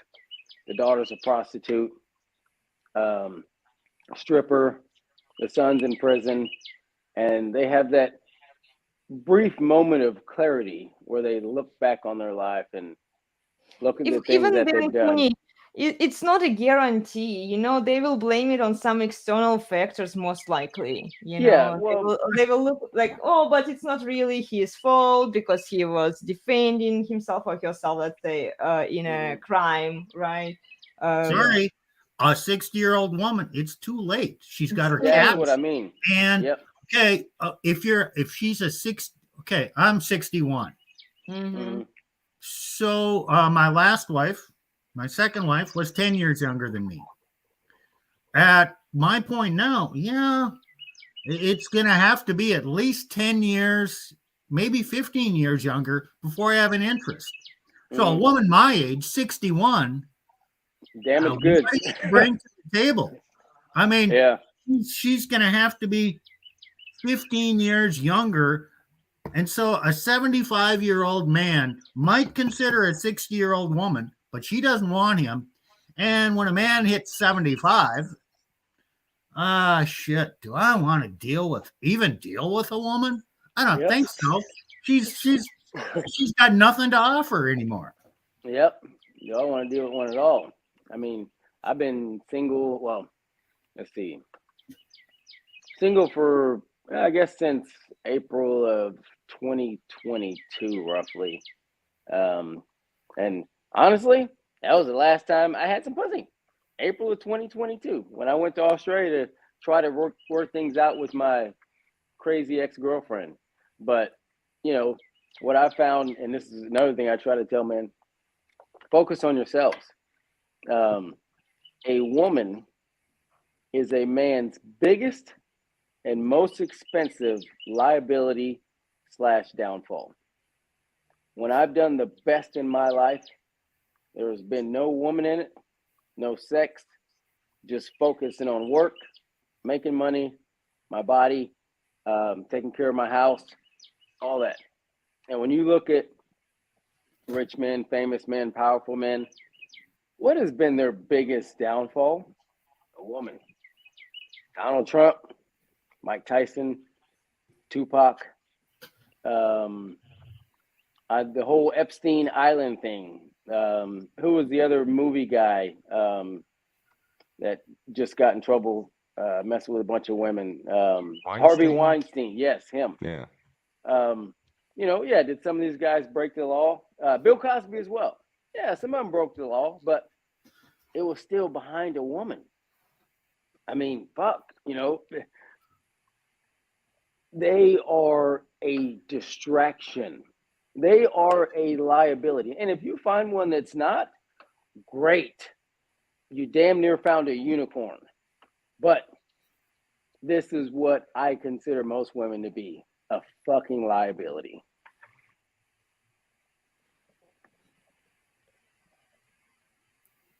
I hate to say it. I mean, that's just how I see most of them. And men, and unless they find basically a unicorn, I say leave them alone. Like I say, you brought up, or the other guy brought up Myron Gaines from Fresh and Fit, saying that, you should, sleep with 50 women. That way you can learn women, all that kind of shit. Well, that's 50 possible liabilities. That's right. That anything can happen. I mean, I don't agree with that. I think you should definitely date around. But as far as sleeping around, look, I did it a lot in my younger years. Not proud of it, but I just look at my past, all the bullshit that I dealt with women, spending money, showing up late for work, calling in late to work. I remember one night I was coming back from an hour away chasing some tail, and I had to be to work at 6 a.m. And of course I was doing my thing all night, and dude, I damn near crashed my car into the freaking barrier because I was tired as hell. I mean, and not just me, like I know men have went through all sorts of crazy shit. Have y'all ever heard of Brian Banks? No. They did a movie on him. Look up the Brian Banks story. Basically, he was supposed to be like a first round draft pick. He was in college, and some girl. So he supposedly he met the girl at the bathroom. They were supposed to do the thing. He backed out. Said, "Nah, I'm not feeling this," and left. Well, this chick said that he raped her. They never even slept together. So of course he loses his scholarship, goes to prison for 6 years. She wins a $2 million lawsuit, and 6 years into his 12-year prison sentence, she recants and says that she lied. He gets out. They don't do anything to her, and they end up making a movie about him. Yeah, look up the Brian Banks story. I mean, that's messed up. Yep. That's so messed up. Yep. Crazy. That's another reason. Like after what I'm gone through, I'm terrified. Like women That's terrify me now. Like, I don't want nothing. That's what I'm saying. They are a man's biggest, most expensive liability / downfall. I mean, they are. It's insane. Hey, I got a book. I haven't actually read it, but let me hold it up so you can see it. Well, it's probably going to. Can you read it? That's right. Believe evidence. Yeah, that's good. And that's by Megan Fox, in case anybody wants to get the book. But yeah, it's everybody believes women now, and evidence doesn't matter. Nope. It's feels over reals. Yep. And who run the courts? Women. Yep. Yeah. In a lot of cases, I've been in front of 6 female judges. Yeah. I can't say any one of them really had justice in mind.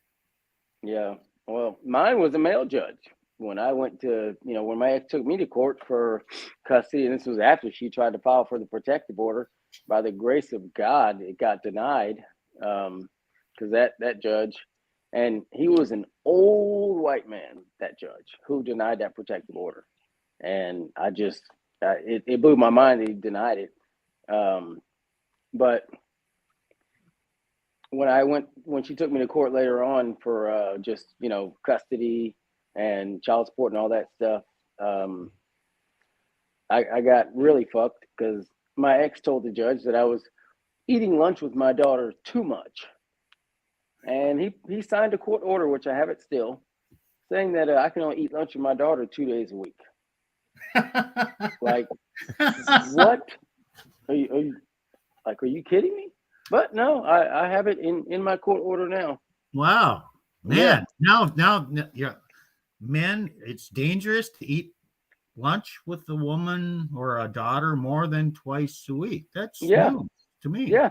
Oh, I'm telling you, it's insane. This is another reason why I became a red pill guy, trying to, warn men. If you look at my page, it says warning men to or waking up men to the harsh reality of modern women and to save society from further destruction. Because I really want to try to keep men from going through the shit that I've been through. And at the same time, too, I want to help women. I tell them, keep your fucking legs closed until a man puts a fucking ring on your finger. I mean, I know that's tough, but, And then you're telling men, don't put a ring on her finger. Well, I mean, without having everything in writing that you can possibly get in writing. I understand. Protect I'm just yourself just before giving get you a little married. shit. Legally I've really appreciated meeting Poonie. I Oh, like yeah. you, man. Yeah, we need to have more conversations for sure. Yeah. I don't know how I can put my channel in there. I don't know if did it's too put late. if you can send me the link, I'll put it in the description box, guys. So don't worry if you can't share it right away. I did share your Facebook account, Puni. Oh, you I did? couldn't Okay, find, cool. Yeah, I couldn't find your YouTube there. I was wondering if you have a YouTube channel. I do. So, I'm going to try to copy it. yeah, copy and share it here with us, okay? In the link. Okay. And guys, please support Nick from Christianity Unplugged. He's a valuable member here in the Red Pill community. He brings up the Bible, and then we had a lot of conversations with him. Go watch other videos, and then follow Glenn Lawrence. He's going to do the show with Steve, and they have a few shows already there together. And then I think Nick's gonna join us too if he can. Cool, that would be awesome. I really When is enjoy it? like different perspectives, when you have more guests, you can Well, see- usually it's supposed to be on Sundays, and I Mhm. think Nick or Glenn told me you were going to be on it on the topic of simpery. Yeah, I this week I have been So we'll see. It'll happen sometime.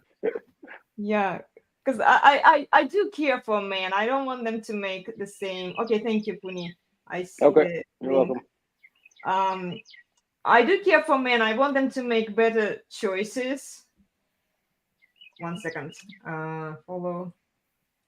Yeah, we have a few other women that care, like Jess Purley and Mhm. Roma Army or Chloe Roma.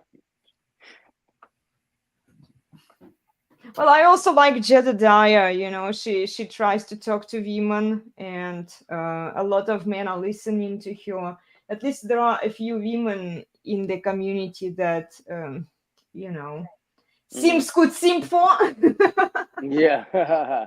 I mean, if you can't help yourself, at least join the community and talk to women, okay? If you don't really want to talk to guys, but I will always refer you to talk to men, because I can only talk to women, tell them how they should behave, but even then I listen to you guys, and you know that.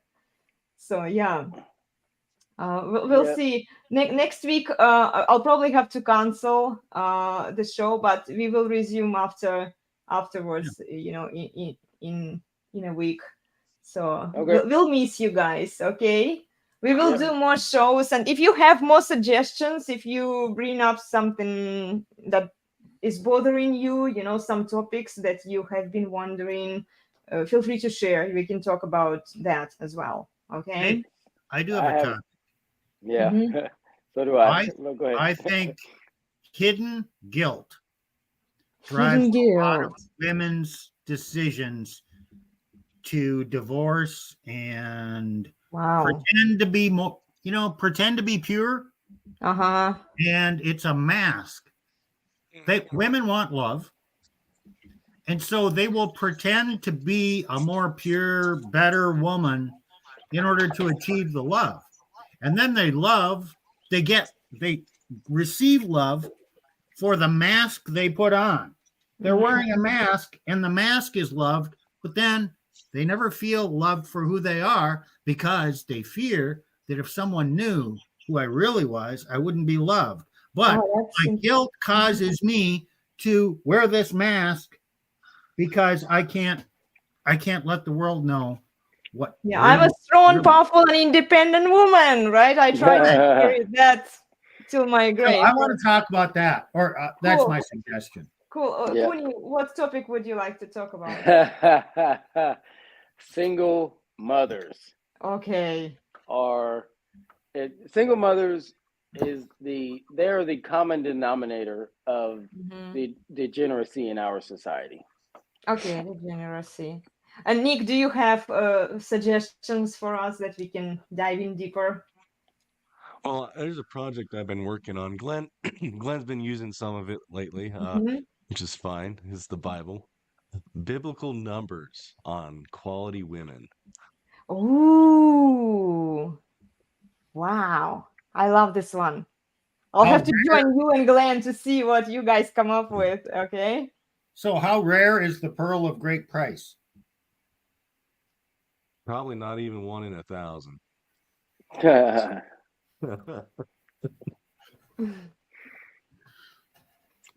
I remember. I remember Glenn was saying, or was it you who said this? Good wife is so rare, like a ruby, right? Somebody said that. Yeah, that's Proverbs 31. Yeah. Proverb. Wow.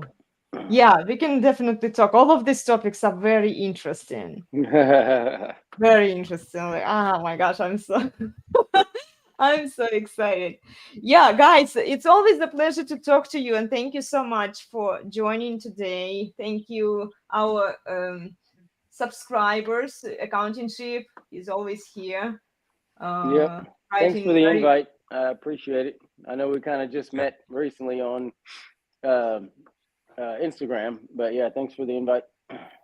Yeah, I really enjoy your videos, Puni. I really do. I was following you and I saw the content that you post on Instagram. So yeah, it's a bummer Nick doesn't have Instagram. No, you are on Twitter. You are on Twitter though, right? I'm on Twitter. Okay, cool. I can get And messages. Steven doesn't have anything yet. No, I don't. I kind of I like keeping a low profile, but I like talking too.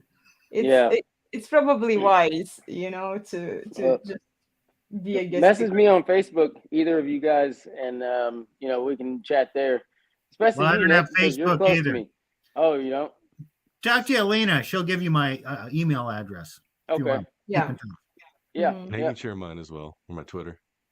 Okay. Oh, okay. Well, it's good to know that you guys are okay if I share your contact details. Cool. Well, thank you so much, guys. You are fantastic. I'm so glad that we did this show today and we talked. It's a very important topic, I think, and we need to spend some time diving into it, getting men on board to share their stories, so that like they open up, and then with this guidance, maybe they can come up to some decision, and conclusion, what should they do, because a lot of them they don't know what to do, and because men are so into themselves, society has been telling them, oh, you suck it up, deal with it, be a better man, right? And they kind of close down. They carry a lot of things they don't want to share with others. Hey, but to any guy looking through this or going through this stuff, find an older guy, an older man with more experience, and make a friend and start talking. Most men want to help other men. It's really important. And Puni's talked about this a lot. He wants to help younger men. Nick wants the same thing. And you know what? I like making friendships, and I'm here to anybody around me who wants to talk to me. And hey, I'm not judgmental because I've probably done similar things and understand things. So hey, find an older man to talk to. Yeah. Well, like the other guy said that had to leave, unfortunately, the best way they're going to learn is having to go through it. But Mhm. if I can save one younger man and a younger woman from getting on the cop carousel and ending up all screwed up and then not realizing until she's fucking 60, and just, not being one of these women that has, because I see a lot, what I see a lot of now is these women that had 3 kids by 3 different men, and now they're saying, you know what, I'm going to wait until I get married. Yeah. Not that no man that's interested in a woman with 3 kids is going to Yeah. wait to marry you. This is something that you need to learn before you pop out 3 kids by 3 different men. Exactly. So I also want to help younger women. I mean, I have a daughter, and I've been telling her since she was 10, the conversations were uncomfortable. Your mother's going to let you do what you want to do. I'm telling you, if you ever listen to me on this. You wait until a man puts a ring on your finger. Yeah. Well, this is how they are supposed to preserve their virginity. Yep. They only were supposed to marry the man that they would want to have children with, right? And Yep. form a family. And now, yeah, let's leave it for the next Okay. week. All right. No, not next week, the week afterwards. Okay, we'll talk Yep. about it. And yeah, let me take us out. Nick, any last words? Careful out there. Careful. Yeah. Good. See you. Nope. No, No you worries. say everything. Okay, cool. Well, I'm Okay. taking us out, guys. Thank you so much. We'll see you All right. soon. Take Take care, care. everyone. Enjoy your All right. weekend. Bye. Bye. Bye.